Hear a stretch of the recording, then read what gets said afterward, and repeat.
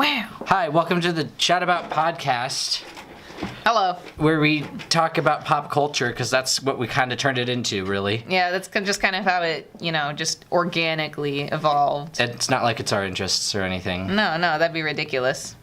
There you go. Yeah. I can see you Yes. in the viewfinder, but I can't see me. But you can't see. Well, Yeah. that's an issue, Mel. I mean, I can live without constantly Well, we looking at kind of myself. got the same hair thing going, actually. Yeah, we kind of do. Like, both up. Lots of volume. Yeah, lots of volume. Do you use a hairdryer? I do when I'm at home, but I don't have one at school. They're like $10. Just invest in one. That's what I did. I know. Every time I'm like every morning, I'm like, I need to get a hairdryer, but It's just, I got a towel. It's worth the trip to Walmart. Yeah, I know. It's just one of those things where it's like, I need to do that. And then, I never do. I'll be, 50 and be like, oh, thank you, grandchildren. I got one for my birthday or something. I don't know. Something like that. Yeah. So what have you been up to, Mel? Yes. It's kind of been a slow week. Yeah, it's kind of been a slow week. It's been a long year. It really has. Plus, April is coming up, which is just everything right now. It just feels like that moment in Interstellar when they're just looking at that giant tidal wave that's coming at them. The tidal wave is April. And when you emerge, it's been 20 years, and you're like, what the hell happened? Yeah, that's what next month is going to be. Also, A+ Interstellar reference, Mel. Good job. Thanks. What a film. I hate that film a lot, actually. Do you really? Oh, yeah, it's terrible. Really? It makes no sense. We're not going to turn this into We're not going a Cooper Hates Interstellar podcast. We're not. That's fine. I need more. I need to rewatch the movie. I literally walked out of the film. I literally walked out of the film the first time I watched it. Did you really? Yes, Wow. Because it pissed me off that much of how stupid it was. Yeah, I'd have to watch it again as well. I do like that scene that I just referenced, and I adore the soundtrack. So The soundtrack's fine. So I think the cinematography's fine. It's just that there's that stupid thing about love. Love is not scientific. Yes, it is. Yes, it is. It's so stupid. This is just a stupid movie. Yeah. I'd have to rewatch it. I remember enjoying it, but it's also been a few years since I saw it. It came out 4 years ago. Whatever. Yeah, something like that. I don't know. So I was watching, before we came here, I was watching the director's commentary of The Last Jedi. Oh, were you? Yes, I was. What'd you think about what the director had to say? Rian Johnson, very smart man, very nice man. He seems like a very nice man. Yeah. Very nice dude, down to earth. Very chill. Basically, every scene, he's like, oh, here's the secret to how we shot that scene. And then he's like, well, I ruined the movie for you guys forever. You're welcome. One fact I did learn was that they re-record the Star Wars opening theme every single time for every movie. Oh, do they? They do. That's super fun. fun. And they mix it differently every single time. That's super cool. For audio nerds, basically you can change how it works with mixing. Right. I noticed this specifically. I always knew something was up with the Force Awakens opening theme, and the way Rian Johnson put it was sharper. It was punchier. Yeah. And I think that sired up a bit more emotion in me too when it first came on. Right. That's probably why. And I also said something's up with this. and then he's like, yeah, and we went with a warmer tone for The Last Jedi. That's super cool. And I'm like, that's more you know. really nifty, Rian Johnson. Wow. Yeah. Cool. Yeah. Yeah. It's a cool fun fact. Yeah, it is. It is. It's a good wholesome fact. Good wholesome fact about the good Star Wars movies. movies. Also watched the behind the scenes documentary. Lots of fun. Lots of great insights into some of the decision making. All of the stuff you hate. Excellent. I mean, they go over the Leia. If you haven't seen The Last Jedi, spoilers. Leia flying through space, and they're like, yeah, because we've never seen her use the Force before. It makes sense for her to use the Force. Yeah. Because we've never seen it before. And it's like, wow, yeah. I mean, I'm not opposed to that scene. I like that scene quite a bit. Yeah, I did not enjoy that scene. I can understand their motivation with what you just said, but I would have implemented it differently, but that's just personal preference. That's what it comes down to. Fair enough. The way the movie was actually supposed to open was it was going to pan down from space onto Finn, and he was going to wake up. But in terms of like pacing and like setting up the rest of the movie, it didn't make any sense. Yeah. Because it would have been Finn waking up and then straight to that fight, and then going back to Finn. Right. So. Yeah. And also, Star Wars movies always open with no dialogue. And I mean, traditionally, Star Wars movies open with no dialogue and they close with no dialogue. Right. I don't remember exactly what Rogue One's was. Because Rogue One is not a traditional Star Wars movie. No, it's not. Well, neither is The Last Jedi. It opened with the... Yes, it opened with the ship flying through the rings. Right, yes. Yes, that's what it was. And so it still kept with that, but it didn't have the opening scroll. Right. It wasn't a Skywalker saga. But like, The Last Jedi is not... I love how we're just talking about The Last Jedi now. I'm sure it's very enjoyable for you. The Last Jedi is a great film. I hold it in very high regard. In terms, it's a film. It's not just a traditional Star Wars movie. It's not a movie, guys. It's a film. Well, it's a film. It's crafted art. Yeah. In a way that Rogue One and The Force Awakens weren't. Yeah. Because J.J. Abrams is a company man. In a way that he just kind of goes with it, and he's more of a producer. And I appreciate that. And it was more of a love letter to... The Force Awakens was more of a love letter, a nostalgia, whatnot. And Rogue One was just pure mediocrity. Yeah. Well, I liked Rogue One. You know, we're allowed to have our wrong opinions, Mel. Well, you're allowed to have your wrong opinions about The Last Jedi, then. That's totally fine, because I enjoy myself when I watch The Last Jedi, so... Well, and I mean, and also it's just a big middle finger to The Force Awakens. And I'm so excited to see 9, because then it's JJ responding. It'll just be this back and forth dialogue between directors. That would be such an interesting... I'm not joking when I think that would be such an interesting like dialogue of film. No, yeah, I think that's a really cool idea. Rian Johnson and JJ's conflicting styles. I think that would be so nifty if we could get like Ryan doing episode 10, which I mean he kind of is because he's doing his own trilogy, but it's not linked to... It's not the same. Anything. Quote unquote. Yeah. Yeah. But I mean people are going to hate it because it's Rian Johnson making another Star Wars movie, so... But like... I love how like... I'm just thrown off for a second because I'm right back in December talking about how much I love this movie. And it's just... Yes, it's still good. It's still a great movie. And I'm back in December being like, I didn't enjoy it as much as Cooper did. You should. Did you only watch it the one time? I've only seen it the once. That's so I had no. I know. That's your issue. I know that because I've heard from a few different people that people have revelations the second time they watch really it. Do. I loved it even more the second time. I was already a fan of it the first time, but I was like, hold on, I have some questions here, there, and the other, and then I'm like, oh wait, they answered. I just wasn't paying attention. Or it's little subtle things that you just don't catch that first time. Yeah, I can't wait to love it in 10 years when I watch it again. God damn it, Mel. Oh man.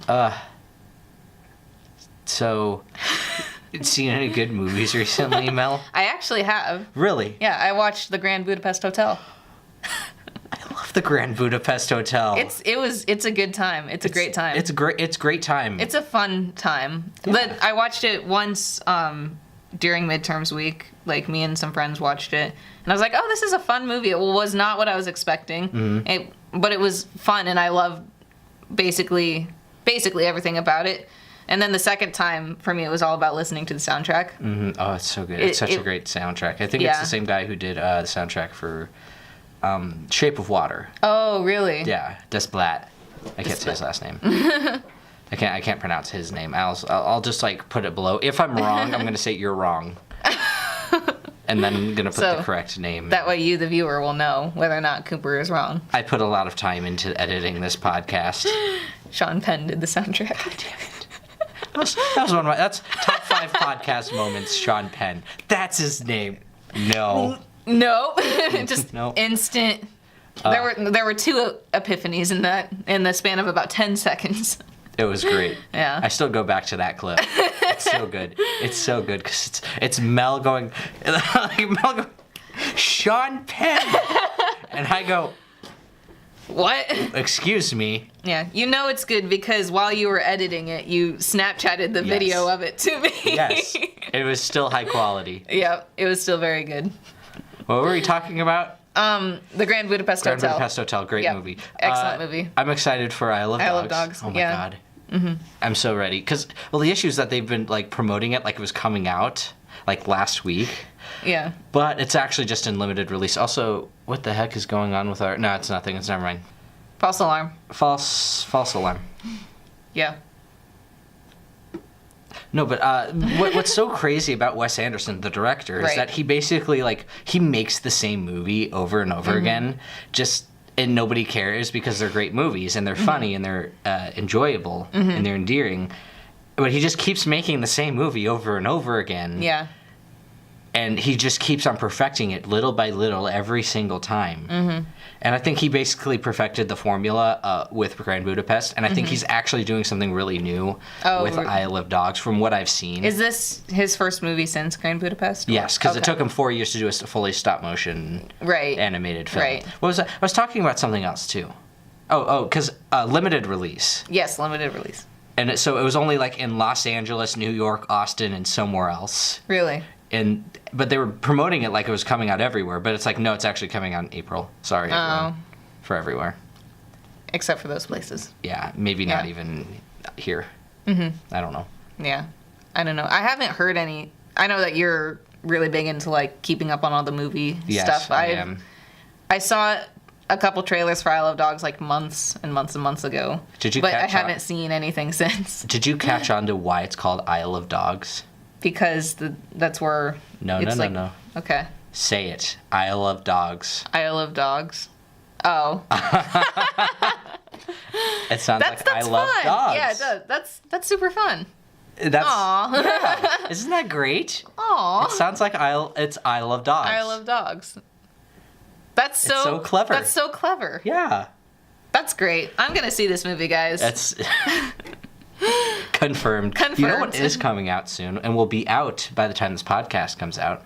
What is it? Ready Player One. Oh, shoot. Yeah. This week. Yeah. Comes out 29th. Yeah. Yeah. Sure. I don't know. Yes, that's a day. That's Thursday. People always look at me funny when I check the date on my watch. I'm like, it's a smartwatch. It's okay, people. It's okay. I do that too. I have the date on mine. It's not a smartwatch, but I have the date on mine too. You got a dumb watch. Yeah, I got a dumb watch. It only tells me the time in every country on Earth. Fair enough. Time zones. But yeah, are you gonna go see it? I'm gonna see it. I mean, I would have been more excited to see it if I was like 15. Yeah, I feel like I've said this plenty of times. Like, we've was talked obsessed about this. with the book when I was 15. Yeah, and I've kind of moved away from it because I found which happens. The issue is when I read his second book, Armada. I was like, this is lazy writing. He's just using references. And then I go and I go back and read Ready Player One because I hadn't read Ready Player One in a while, and I read Armada, and I was like, wait a minute. Wait a second. Hold on. Pulls out my copy of Ready Player One. I'm like... Pulls out the magnifying glass. Hold on a second. No. Yeah. No, it's just all references. He's just spouting off of Wikipedia. Oh my god. Yeah. That was one of the issues is like, I feel like I'm just reading Wikipedia for stuff I don't really care about. I'm reading our podcast. Yeah. That's what we're doing. Hi, everyone. Welcome to the Shout About Podcast where we make stupid references. But no, it's just like when you have that revel... Because I think the core story is still fine. Yeah, the story... Like, I would love to see the book stand on its own without the references. Because it's an incredibly well-developed world. Mm-hmm. And it's a great premise for a story. Yes, and I think the characters are really well done too. Right. But the thing is, every other line is a reference to something, and I'm like, and it's not even. This is annoying. It doesn't try to be clever about it. It's just like, here's the reference. It doesn't try to like work it into the. Well, when he's getting the Easter eggs, it is somewhat clever. Some of the things he does. Some of the things, but for the majority of the time, he's just like. The Indiana Jones movies are great up until 4. We don't talk about 4. I'm like, what did that have to do with the plot? Yeah. Just, this is the Tomb of Annihilation. Let me read you a list of facts about Tomb of Annihilation. Okay. Cool. Oh, Thank you. You have to I don't want to spoil the book because I think people should. I don't want to spoil the movie because I think it's still a decent story. Yeah, the story itself is pretty good. And I mean, like, I found the ending to be nice, and he's writing a sequel. Is he really? Yes, he is. He felt inspired on set to write Ready Player 2. Oh, good. Oh, good. I'm still gonna read it because at this point, like, I'm curious. Right, you just want to see what it's about. Yeah, and how they could possibly go forward. Yeah, because they very cleanly wrapped it up. Yes. Very cleanly. But apparently he got inspired. Ernest Cline did, so. Okay. I mean, his last book wasn't great, Armada, but I hope Ready Player 2 is great. Yeah, maybe. I hope he learned his lesson. He probably hasn't, because all of his stuff is like this. Yeah, probably not. But you know what? We can still hope. We can hope. Did you ever read The Martian? I read most of it. Okay. What's cool I'm not any further from when you last asked me that, which was about a year ago. The cool thing about Ready Player One was that the first thing Andy Weir got noticed for was Ready Player One fanfics. Really? Yes. Holy crap. Yeah. That's really cool. Yeah, it is really cool because that's like he wrote fanfics of Ready Player One, and then The Martians kind of started out as like an online thing because there was no like back on Earth stuff. It was just his journal. Online. That's and then really it cool. got published, and then it became a great movie. And then he wrote it, and then it got turned into a pretty good. And he turned around and made a pretty decent book. And Artemis. I think Artemis is pretty well done, but it doesn't have the same punchiness, the same kind of. I mean, the character of Jasmine, like the protagonist, is fine. Okay. She's fine. It's fine, I guess. It's the same kind of level of snarkiness as what's his name? I can't remember his name. Matt Damon. Mark Watney. Close enough. Mark Watney, that's what it was. Yep. And there's kind of a fun element to Mark Watney just jotting down his notes instead of that this character just having full-on conversations in her head with herself. Because Mark Watney was doing it to stay sane. Right. Like he had a reason. This character's just kind of self-deprecating and hates herself and talks to herself a lot. Actually, I relate to that. Take it all back. Yeah. Yeah. Yeah, I read he had a very short little story, The Egg, that was posted online. And it's kind of interesting. I enjoyed it, but I don't know. I don't know much else about Andy Weir. He seems like a cool dude. Yeah, he seems chill. Books. Learning. Yeah. Literature. I've started to read Fight Club over spring break. Okay. How's that going? It's going interestingly. I wish that I'd read it before I saw the movie, and even before I saw the movie that I didn't know the twist. Because it kind of ruins some of the mystery and some of the way he's built the words. What's so interesting about Fight Club is that it's just this weird movie until that twist hits and you go, oh. What? Yeah. Because I didn't know the twist until I saw the movie. Yeah. Which was a great experience. Yeah, I wish I'd had that saving myself for the actual twist, and I'm like, what? This changes everything. Yeah, it got spoiled. It was spoiled for me for it was I was in middle school and good old middle school. Good old middle school. Spoilers. Yeah, I knew that Snape killed Dumbledore from the minute. Oh. Yeah. I'm sorry, spoilers. Oh, spoiler alert. This episode is just spoiler alert. I should just title the episode "Spoiler Alert" and put up a movie that hasn't come out yet, "Spoiler Alert Solo" or something like that. Spoiler alert: I love dogs. No, I would never. I'm joking. I would never even entertain the idea of that because I Love Dogs needs to be seen by everybody. Yeah, agreed. And on that note, I think we are out of time for our brief podcast. We have this show every single Thursday. It comes out. Except for last Thursday. Except for when we have breaks and stuff. Yeah, except for when we're busy. And we go to New York and don't tell our podcast partner. Literally tell the time of... It's fine. It's fine. We're past it. It's in the past. Yeah, it's fine. Mel's still not salty about it whatsoever. Why would I? I'm just kidding. You can follow us on social media at ChatABT. Right here. Right here. There. Right there. Right here. Right here. And it's gone. Yes, like that. So, Gotta act fast, guys. I always look for it when I'm editing the podcast. When's Mel gonna shoot her hand out? And I gotta like time it just right. That's not going in. Yeah. What about now? No. Yes. Now. No. Now it's gone. Sure. Have fun. My favorite part about this show: making Cooper do more work. Bye, everyone. Bye, everyone.